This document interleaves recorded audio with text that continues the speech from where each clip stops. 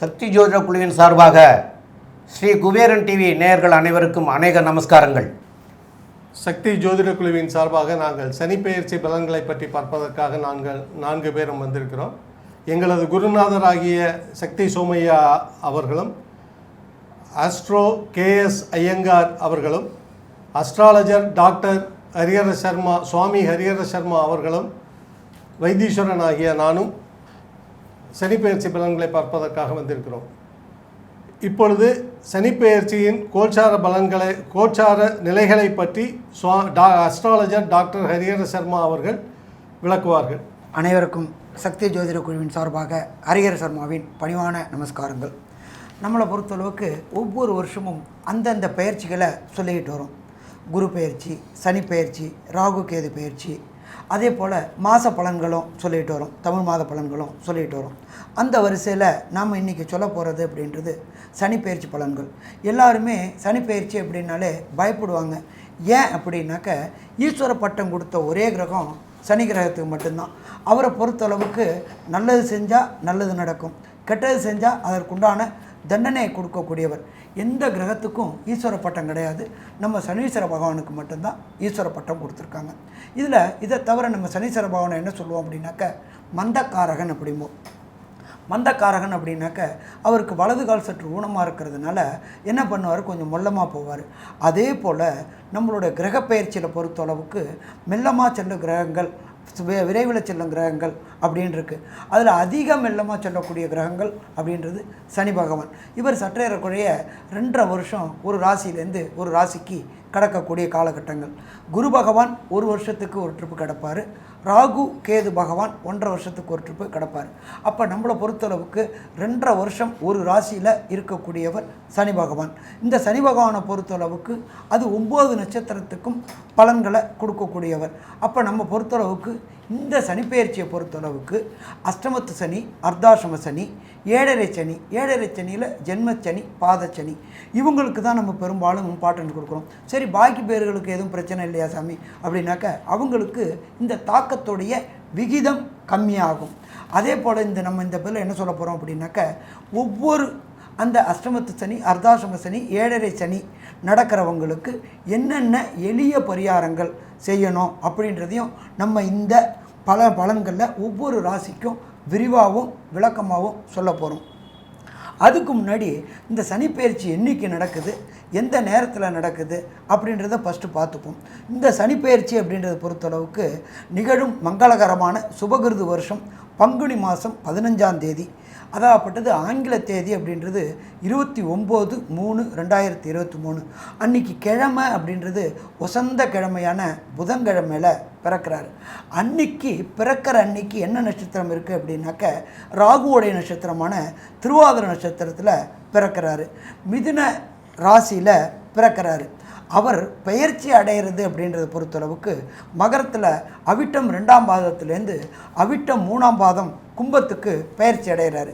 அப்போ இந்த பெயர்ச்சி அடைகிற காலகட்டங்களில், அந்த காலகட்டங்களில் அன்னைக்கு மத்தியானம் 1:10 மணிக்கு கிரகங்கள் என்னென்ன நிலவரத்தில் இருக்குது அப்படின்றத நம்ம இப்போ பார்ப்போம். காலபுருஷ தத்துவத்துப்படி எப்பொழுதுமே மேடம் 1ஆவதாகவும் மீனம் கடைசியாகவும் இருக்குது. அப்படியேற்பட்ட மேட ராசியில் சுக்கிர பகவானும் ராகு பகவானும் இருக்காங்க. அதுக்கு அடுத்தது பார்த்தோம் அப்படின்னாக்க, பெயர் அன்னைக்கு திருவாதிரை நட்சத்திரம்ன்றனால சந்திரனும் செவ்வாய் பகவானும் மிதுனத்தில் இருக்கிறாங்க. அதுக்கு அடுத்தது பார்த்தோம் அப்படின்னாக்க, துலா ராசியில் கேது பகவான் இருக்கிறாங்க. அதுக்கு அடுத்தது இன்றைக்கி 1:10க்கு அப்புறம் பெயர்ச்சி அடையிற சனி பகவான் கும்ப ராசியில் அவிட்ட நட்சத்திரம் 3ஆம் பாதத்தில் இருக்காங்க. இப்போ நம்ம பெயர்றது காலகட்டங்களில் மீன ராசியில் காலபுருஷ தத்துவத்துப்படி 12வது ராசியான மீன ராசியில் சூரிய பகவானும் ஆட்சி பெற்ற சுக்கிர பகவானும் நீச்சமடைஞ்ச புத பகவானும் இருக்கிற இந்த காலகட்டங்களில் சனிப்பெயர்ச்சி நிகழுது. இந்த சனிப்பெயர்ச்சி என்னென்ன நற்பலன்களை தரப்போகுது அப்படின்றத பார்ப்போம். அதுக்கு முன்னாடி சனிப்பெயர்ச்சி அப்படின்றது 2.5 வருஷம் அப்படின்னு இருக்கோம். இப்போ இந்த 2.5 வருஷத்துக்கு இடையில என்னென்ன பெயர்ச்சிகள் நடக்குதுன்னு சொல்கிறேன். அதையும் வச்சுக்கிட்டு நம்ம பலன்களை தெரிஞ்சுக்கிறது சிறப்பாக இருக்கும் அப்படின்னு நினைக்கிறேன். இப்போ பெயர்றது அப்படின்றத பொறுத்தளவுக்கு 23/4/2023 குரு பகவான் பெயர்றாரு. அதுக்கு அடுத்தது 8/10/2023 ராகு கேது பயிற்சி அடைகிறாரு. அடுத்தது 1/5/2024 அடுத்த ஆண்டு குரு பயிற்சி நடக்குது. அதே போல் 26/4/2025 ராகு கேது பயிற்சி. இந்த பயிற்சிக்குள்ளாரே ரெண்டாவது பயிற்சியும் நடக்குது. அடுத்து பார்த்தீங்கன்னாக்க 11/5/2025 குரு பயிற்சி நடக்குது. அடுத்தது 6/3/2026 அடுத்த குரு பயிற்சி. அப்போ இந்த மாதிரி கோல்சார் அமைப்பில், இந்த கிரக அமைப்பில் இந்த வருஷத்திய சனி பயிற்சி பலன்கள் பார்க்க போகிறோம். இப்போ நம்ம ஒவ்வொரு ராசிக்காக பார்க்க போகிறோம். இப்போ நாங்கள் கூறின கிரகநிலை அத்தனையும் வாக்கிய பஞ்சாங்கப்படி நம்ம சொல்லிகிட்டு இருக்கோம். நமஸ்காரம். இப்போது சிம்ம ராசி சனி பெயர்ச்சி பலன்கள் 2023 எப்படி இருக்குது அப்படின்றத நாங்கள் பார்க்க வந்திருக்கோம். சிம்ம ராசி அப்படின்றத பொறுத்தவரையிலும் மகம் பூரம் உத்திரம் கொண்ட 3 நட்சத்திரங்கள் கொண்ட 9 பாதங்களை கொண்ட ராசி. ராசியின் அதிபதி அப்படின்றவர் சூரிய பகவான். சிம்ம ராசிக்கு சமசப்தமத்தில் சனி பகவான் இப்போ பெயர்ச்சி 6ஆம் இடத்துல இவ்வளோ நாள் இருந்தார். அதனால் பகை, வம்பு, வழக்கு, கடன் கேட்குறது, கடன் வாங்கிறது, இது எல்லாத்தையும் ஓரளவு நல்ல சிறப்பாக முடிச்சிருக்கார். எந்த ஒரு விஷயத்துக்கும் நீங்கள் எடுத்து போனீங்கன்னாலும் கண்டிப்பாக அந்த விஷயத்தில் ஜெயம் வரக்கூடிய வாய்ப்புகள் உண்டு. ஏன்னா 3, 6, 11ஆம் இடத்தில் துர்கிரகங்கள் இருந்தால் ஜோதிட சாஸ்திர பிரகாரம் அது மிகப்பெரிய வெற்றியை கொடுக்கும் அப்படின்றத வச்சு சிம்ம ராசிக்காரர்களுக்கு இதுவரையிலும் பார்த்தீர்களேயானால் 6ஆம் இடத்துல இருந்தார். இப்போ சப்தமத்தில் போகிறார். சரி, சப்தமத்தில் போகிறதுனால என்ன அப்படின்னா 7ஆம் இடம் அப்படின்றது தன்னுடைய வாழ்க்கை துணையை குறிக்கக்கூடிய இடம். அதாவது களத்திரம்னு சொல்லக்கூடியது. ஆணுக்கு சிம்ம ராசியாக இருந்தால் அவர்களுடைய எதிர்பாலினம்னு சொல்லக்கூடிய மனைவிக்கு சமசப்தமத்தை சொல்கிறது. அதே மாதிரி பெண்ணுக்கு சிம்மமாக இருந்ததுனால் களத்திர ஸ்தானம்னு சொல்லக்கூடிய 7ஆம் இடத்தை சொல்கிறது. இதில் பார்த்தீர்களேனால் 7ஆம் இடத்தில் சனி பகவான் அதுவும் ஆண் சனியாக உட்கார்றது அப்படின்றது குடும்பத்தில் ஒரு பெரிய பிரச்சனையை கொடுக்கும். கணவன் மனைவியிடையே ஒரு அந்யோன்ய போக்கு, அந்த போக்கு இல்லாமல் கொடுக்கும். இது பிரச்சனையை கொடுக்கக்கூடிய காலகட்டம். சரி, இதை தவிர பார்த்தீர்களேயானால் இந்த சனி பகவான் சப்தமத்தில் ஆட்சி பெற்று இருக்கிறதுனால இந்த இடத்துல என்ன அப்படின்னா வியாபாரம் பண்ணுபவர்களுக்கு பிஸ்னஸ் பார்ட்னர் அப்படின்னு சொல்லக்கூடிய பார்ட்னர்ஷிப் கன்சர்னாக இருக்கக்கூடியவர்களுக்கெல்லாம் பார்ட்னரின் மூலியமாக இருக்கக்கூடிய பிரச்சனைகள் கொஞ்சம் அதிகமாக இருக்கும். திடீர்னு பார்ட்னர் நான் இல்லை நான் கிளம்பி போகிறேன்னுவார், நான் விட்டுட்டு போகிறேன்னுவார். இல்லை நம்ம இந்த இடத்துல தான் இன்வெஸ்ட் பண்ணணும், இந்த இடத்துல இன்வெஸ்ட் பண்ணக்கூடாதுன்னுவார். அதுக்கு அது ஒரு 1000 காரணம் அவர் வச்சுருப்பார். அது வேண்டாம்னு சொல்லுவோம். ஏன் வேண்டாம்னு சொல்லுவோம்னா அந்த இடத்துல இதனால் நஷ்டம் வரும்னு சொல்லுவோம். அது கேட்க மாட்டார். அதனால் மனஸ்தாபங்கள் வரக்கூடிய வாய்ப்புகள் நிச்சயமாக பார்ட்னர்ஷிப்பில் இருக்கும். அதனால் கொஞ்சம் ஜாகிரதையாக இருக்கிறது ரொம்பவும் நல்லது. சரி, இந்த சப்தமத்தில் இருக்கக்கூடிய சனி பகவான் அவருடைய பார்வைகள் அப்படின்னு பார்த்தீர்களேன்னா அவருக்கு 3, 7, 10 அப்படின்ற பார்வைகள் இருக்குது. அது இந்த சிம்ம ராசிக்கு பார்த்தீர்களேனால் 9ஆம் இடம் ராசி மற்றும் 4ஆம் இடத்துல விழுறது. இந்த 3 இடத்தினுடைய இடத்தை எப்படி இந்த சனி பகவான் பார்ப்பார் அப்படின்னா சனி பார்க்கும் இடம் பாழ் அப்படின்னு சொல்லக்கூடியது ஜோதிட சாஸ்திரம். அவர் எந்த இடத்த பார்த்தாலும் அந்த இடத்த பாழ்படுத்திடுவார் அப்படின்னு சொல்லக்கூடியது. அப்போது 4ஆம் இடத்தை அவர் பார்க்குறார் அப்படின்னும் பொழுது தாய் ஸ்தானம், படிப்பு ஸ்தானம், இளநிலை கல்வி ஸ்தானம் அப்படின்னு சொல்லக்கூடியது. அதாவது இந்த 12th வரலும் படிக்கிறவா, 10th வரலும் படிக்கிறவா, இந்த குழந்தைங்களுக்கு உண்டான ஸ்தானம். இந்த ஸ்தானத்தில் பார்க்கறதுனால கண்டிப்பாக ஞாபக மறதி வரும். மைண்டு டிஸ்ட்ராக்ஷன்ஸ் ரொம்ப அதிகமாக இருக்கும். உடல்நிலையில் கேடுகள் வரும். ஏன்னா உடல்நிலையில் கேடு வந்ததுன்னா படிப்பில் கான்சன்ட்ரேட் பண்ண முடியாது. அதனால் குழந்தைகளுடைய உடல்நலத்தை ரொம்ப ஜாகிரதையாக பார்த்துக்கணும். எஸ்பெஷலி இந்த சிம்ம ராசியில் இருக்கக்கூடிய குழந்தைகளுடைய உடல்நிலையில் ரொம்ப ஜாகிரதையாக இருக்கணும். ஏன்னா ராசியையும் அவர் பார்க்குறார். சப்தம பார்வையில் 180வது டிகிரியில் நேரடியாக இந்த சிம்ம ராசியை பார்க்குறார். அதுவும் பூர நட்சத்திரத்தில் இருக்கிறவா ரொம்ப ஜாகிரதையாக இருக்கிறது ரொம்ப நல்லது. அதனால் கொஞ்சம் ஜாகிரதையாக இருக்கும். பூரம் உத்திரம் 1ஆம் பாகத்தில் இருக்கிறவாள்லாம் இந்த சனியினுடைய பார்வை உத்திர நட்சத்திரத்துக்கு, அதுவும் அதாவது தகப்பன் அதாவது காரகத்துவம் கொண்ட சூரிய பகவானுக்கும் சனி பகவானுக்கும் எப்பொழுதுமே ஒத்து வராது. அதனால் கண்டிப்பாக பிரச்சனைகள் இருக்கக்கூடிய காலகட்டமாக இருக்கும். இந்த சப்தமத்தில் சனி பகவான் இருக்கவர்களுக்கு நல்லதே நடக்காதா அப்படின்னு ஒரு கேள்வி கேட்பாங்க. கண்டிப்பாக நல்லதும் நடக்கும், என்ன அப்படின்னா தனித்து தானாக நின்று முயற்சி எடுத்து வெற்றி கொள்ளக்கூடிய காலகட்டமாக இருக்கும். ஏன்னா 6-7 அதிபதி அப்படின்றதுனால தொழில் ஸ்தானத்தில் வந்து பார்ட்னர் விட்டுட்டு போனாலும் தானே நின்று சாதிக்கக்கூடிய விஷயங்கள் நிச்சயமாக வரும். அதனால் வந்து உடல் உழைப்பு அதிகமாகும். செட்பேக்ஸ் கொஞ்சம் அங்கே இங்கே செட்பேக்ஸ் இருக்கும். அதெல்லாம் படிப்பினைகளாக உங்களுக்கு அமையும். அந்த படிப்பினைகள் மூலியமாக உங்களுக்கு மிகப்பெரிய ஏற்றங்கள் வரும் காலங்களில் நிச்சயமாக இருக்கக்கூடிய காலகட்டமாக இருக்கும்.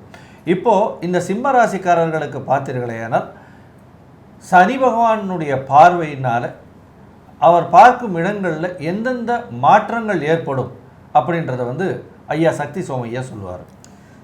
ரொம்ப சிம்மராசிக்காரங்களுக்கு ரொம்ப தெளிவாக விவரமாக எப்படி பண்ணிக்கணுங்கிறத ரொம்ப விளக்கமாக சொல்லியிருக்கீங்க. இருந்த பார்வைகளை பற்றி சொன்னீங்க. இந்த பார்வையில் வந்து அவர் சிம்ம ராசிக்காரங்களுக்கு இப்போ சனியினுடைய பயிற்சிக்கு அப்புறம் வந்து அவருடைய 3ஆம் பார்வைங்கிறது வந்து இந்த சிம்ம ராசிக்காரங்களுக்கு 9ஆம் வீட்டை பார்க்கிறார். இந்த 9ஆம் இடம்ங்கிறது பாக்கியம். அப்போ ஏற்கனவே அங்கே ராகு இருந்துகிட்ருக்கார். அந்த ராகு வந்து இந்த வருஷம் ஒரு 10வது மாதம் வரைக்கும் அங்கே தான் இருப்பார். அப்போ அதனால் வந்து ஓரளவு வந்து இந்த 10வது மாதம் வரைக்கும் வந்து ராகு அங்கே இருக்கிறதுனால 9ஆம் இடத்துல ராகு இருக்கிறது சிறப்பு. அதே சமயத்தில் சனி இருக்கிறது அவ்வளவு பெரிய சிறப்பாக சொல்ல முடியலை. ஏன்னு கேட்டால் அவருடைய பார்வை 3ஆம் பார்வையாக விழுகுது. அப்போது லாபத்தை வந்து ஒருத்தர் கொடுக்குறாரு, ஒருத்தர் விரயமாக்குவார் அப்படிங்கிறதா இருக்கிறது. அப்போ நீங்கள் எதையுமே வந்து கொஞ்சம் சிந்தனை பண்ணிங்கன்னா தான் இந்த விரயமாகாமல் லாபத்தை காப்பாற்றிக்க முடியும். ஏன்னா அவர் வந்து 9ஆம் இடத்துல ராகுவும் சனியுமாக இருக்கிறாங்க. ராகு இருக்கார், சனி பார்க்கிறார். அதே மாதிரி அவருடைய 7ஆம் பார்வையில் உங்களுடைய ராசியவே பார்த்துடுறார். அப்போ உங்களுடைய ராசியவே பார்க்குறதும் வந்து அது வந்து பெரிய சிறப்பான்னு கேட்டால் அதுவும் சிறப்பு கிடையாது. அவர் வந்து ஆரம்ப காலத்தில் அவிட்ட நட்சத்திரம் வாங்கியிருந்தாலும் அதில் வந்து அவிட்டம் அவர் சனி போயிருக்கிற இடத்துல உள்ளது அவிட்ட நட்சத்திரம், சதய நட்சத்திரம், பூரட்டாதி நட்சத்திரங்கள் வரும். இப்போ உங்களுடைய ராசிக்கு உண்டானதில் வந்து பார்த்திங்கன்னா பூர நட்சத்திரம், மக நட்சத்திரம், உத்திர நட்சத்திரங்கள் வரும். அப்போது இந்த உத்திர நட்சத்திரத்துக்கு உண்டான நட்சத்திரங்கள் வரும் பொழுதும் பூர நட்சத்திரத்தினுடைய காலில் உள்ள இதில் அஷ்டமத்து சனி அந்த அவர் சனியோட சஞ்சாரம் வர்ற காலத்தில் கண்டிப்பாக வந்து சிரமங்கள் கொடுக்கக்கூடிய வாய்ப்புகள் உண்டு. அப்போது அந்த காலகட்டங்களை பார்த்து எதவாக இருந்துக்கிறது தான் நல்லது. ரெண்டாவது வந்து அவருடைய பார்வை வந்து ராசியிலே விழுகிறது அவ்வளவு சிறப்புன்னு சொல்கிறதுக்கு உண்டானதில்லை. அதுக்கப்புறமா அவருடைய பார்வை வந்து 10ஆம் பார்வையாக 4 பார்க்குறார். அப்போ 4ஆம் இடம்ங்கிறது சுகஸ்தானம், வண்டி வாகனஸ்தானம், தாயார் ஸ்தானம். இப்போ இதுகள் எல்லாம் வந்து ரொம்ப கவனமாக இருந்துக்கணுங்கிறது தான் நம்ம வந்து சொல்லக்கூடியது. அப்போ தாயார் நல்ல விதமாக பார்த்துக்கிறங்க, வண்டி வாகனத்தில் போகிற போது கொஞ்சம் எதவாக இருந்துக்கிறங்க, இதெல்லாம் சொல்லலாம். அப்போது மேற்கொண்டு உள்ள விவரங்களை பற்றி நம்முடைய வைத்தீஸ்வரன் ஐயா அவர்கள் சொல்லுவாங்க. ஐயா அருமையாக சொன்னீங்க.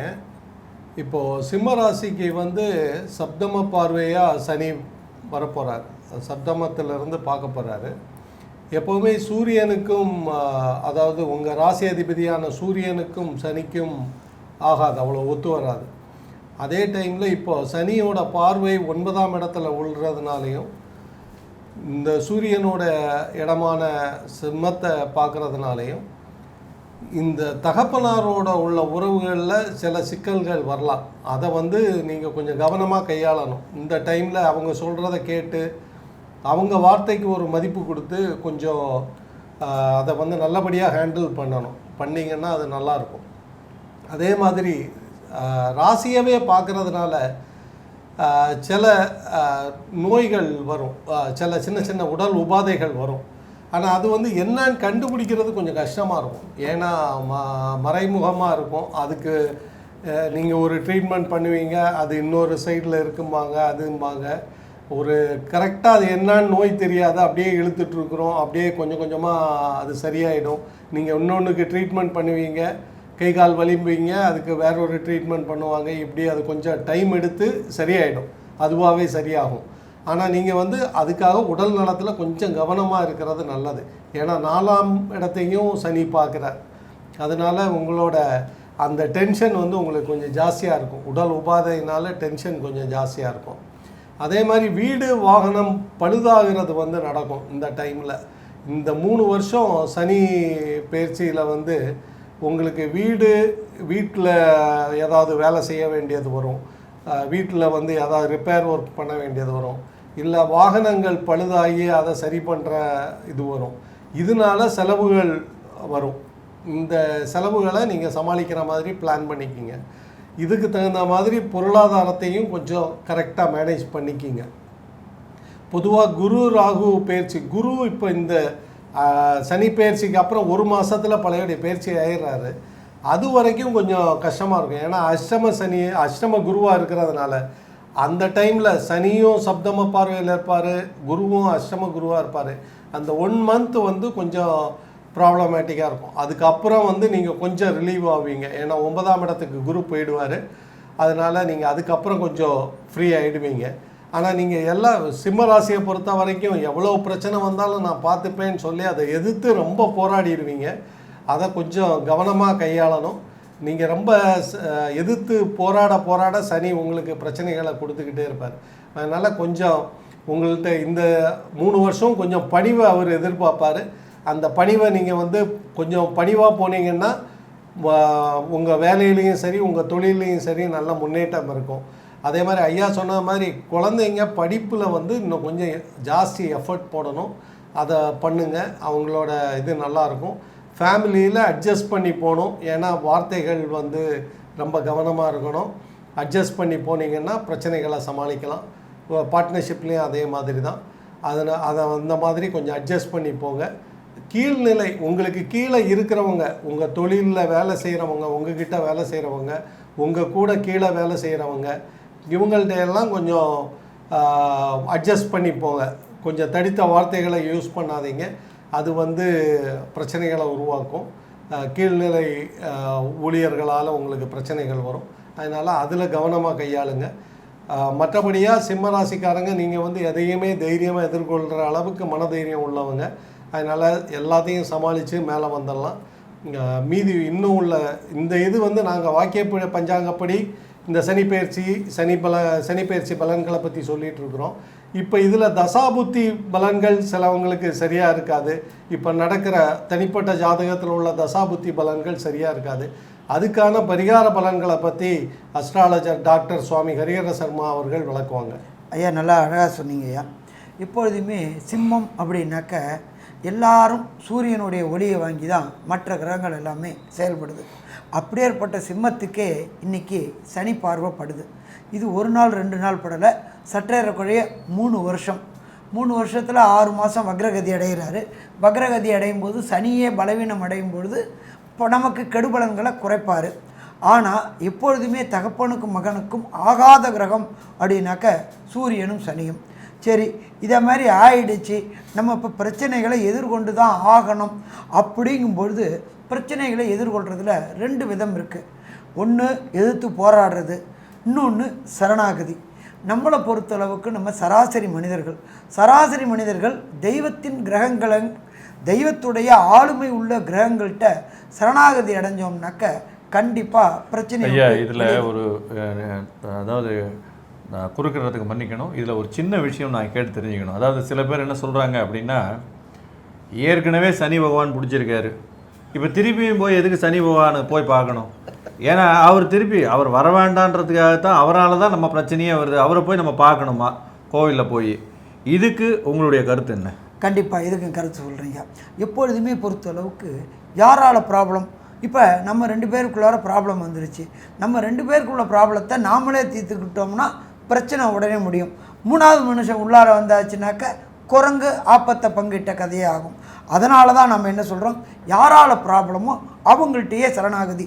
இப்போ நமக்கு என்ன பண்ணியிருக்கிறாரு, சனி பகவான் பிடித்திருக்கிறவங்கள்ட்ட சரணாகதி அடையும் பொழுது அவர் பிடித்திருக்கிற இறுக்கத்தை தளர்த்துவார். அதுதான் சரணாகதி. அப்போ இந்த சரணாகதி நாம் அடைய வேண்டியது நம்மளை பொறுத்தளவுக்கு, சமயங்களில் பொறுத்தளவுக்கு சைவம் வைணவம் 2 இருக்குது. அடுத்தது சாந்தம்லாம் இருக்குது. பட் அது அந்தளவுக்கு புகழ் பெறலை. சைவமும் வைணவம் புகழ் பெற்றது. அதே போல் வைணவத்தில் பொறுத்தளவுக்கு சனீஸ்வரனுக்கு உண்டான தனி சன்னிதானம், அப்படின்றது அங்கே உள்ள பெருமாளே சனீஸ்வரனாக ஆயிடுறாரு. அதில் எந்த கிரகத்தை எந்த இதை போய் பார்க்கணும் அப்படின்னாக்க தூத்துக்குடி மாவட்டத்தில் திருக்குழந்தை அப்படின்ற இடம் இருக்குது. இந்த திருக்குழந்தையில் உள்ள பெருமாள் பேருக்கு சோரநாத பெருமாள் அப்படின்னு பேர். இன்னொரு பேரும் உண்டு அந்த பெருமாளுக்கு, மாயக்கூத்தன் அப்படின்ற பேரும் உண்டு. அந்த தேவியை பொறுத்தளவுக்கு குழந்தை வள்ளி தேவி அப்படின்னு பேர். அவங்களுக்கு இன்னொரு பேர் அப்படின்றது கமலா தேவி அப்படின்னு பேர். சரி, எப்போ பொறுத்தளவுக்கு நமக்கு எதிராக ஒருத்தங்க செயல்படும் போது அவங்கள சாந்தப்படுத்தணும். சாந்தப்படுத்துறதுனா என்ன? நம்மளுடைய சைவத்தை பொறுத்தளவுக்கு அபிஷேகம் பண்ணுறது, அதே போல் வைணவத்தை பொறுத்தளவுக்கு திருமஞ்சனம் பண்ணுறது. அந்த சோரநாத பெருமாளுக்கு திருமஞ்சனம் பண்ணிவிட்டு அந்த திருமஞ்சன திரவியங்களை குடிச்சிக்கிட்டு வரணும். சாமி, எனக்கு திருநெல்வேலிக்கு போகிறது அவ்வளோ தூரம் கஷ்டம் அப்படின்னு சொன்னாக்க நீங்கள் இருக்கிற இடத்துக்கு பக்கத்தில் உள்ள வைணவ ஸ்தலங்கள் அதில் போயிட்டு அந்த பெருமாளுக்கு திருமஞ்சனம் பண்ணிட்டு வாங்க. சாமி, எனக்கு அதுவும் போயிட்டு திருமஞ்சனம் பண்ணுறது கஷ்டம் அப்படின்னு சொன்னாக்க பக்கத்தில் உள்ள ஏதாவது ஒரு கோயிலில் ஈஸ்வர கஷேத்திரத்தில் உள்ள சனீஸ்வர பகவானை வணங்கிட்டு வாங்க.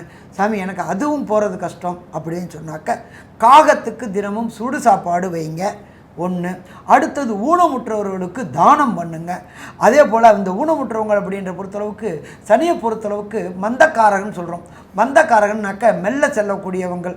அவர் ஊனமுற்றவர். அதனால் ஊனமுற்றவங்களுக்கு கொடைகள், அதே போல் அந்த ஊனமுற்ற குழந்தைகளுக்கு பள்ளிக்கு வேண்டிய ஃபீஸ் கட்டுறது, புஸ்தகங்கள் வாங்கி கொடுக்கறது, இதெல்லாம் செஞ்சோம்னாலே இந்த சனி பகவான் சிம்மத்துக்கு 7ஆம் இடத்துல இருந்து கஷ்டம் கொடுக்குறவர் கொஞ்சம் கொஞ்சமாக கிராஜுவலாக விலகுவார்.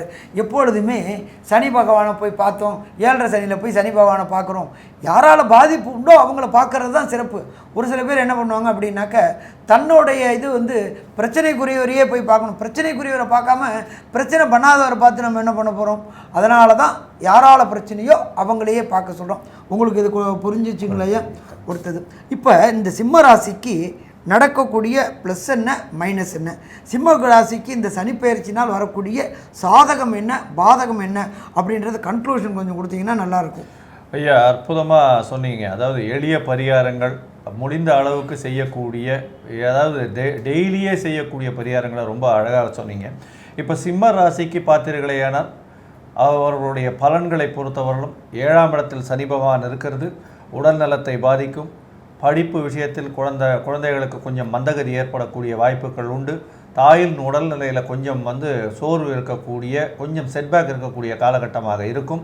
கணவன் மனைவியினுடைய அந்யோன்யங்கள் குறையக்கூடிய வாய்ப்புகள் மிகவும் அதிகமாக இருக்கும். இதை தவிர பார்த்தீர்களேனால் தந்தையின் உடல்நிலையும் கொஞ்சம் பார்த்துக்கணும். உங்களுடைய பேச்சில் மிகவும் கவனம் தேவை, ஜாகிரதையாக இருக்கிறது நல்லது. இதை தவிர பார்த்தீர்களேனால் தொழிலில் அதிகமாக இன்வெஸ்ட் பண்ண வேண்டாம். பார்ட்னர்ஷிப் கன்சர்னாக இருந்தால் கண்டிப்பாக பொறுமை காப்பது மிகவும் அவசியம். நிச்சயமாக இந்த சனி பகவானே 6ஆம் இடத்திற்கும் அதிபதி அப்படின்றதுனால உங்களுக்கு ஒரு வீரம் வந்துகிட்டே இருக்கும். சரி, இந்த பார்ட்னர் விட்டு போனால் என்ன, நம்மளே தனியாக நின்று இதை சாதிச்சு காட்டலான்னு உங்களுடைய உடல் உழைப்பு ரொம்ப அதிகமாகும்.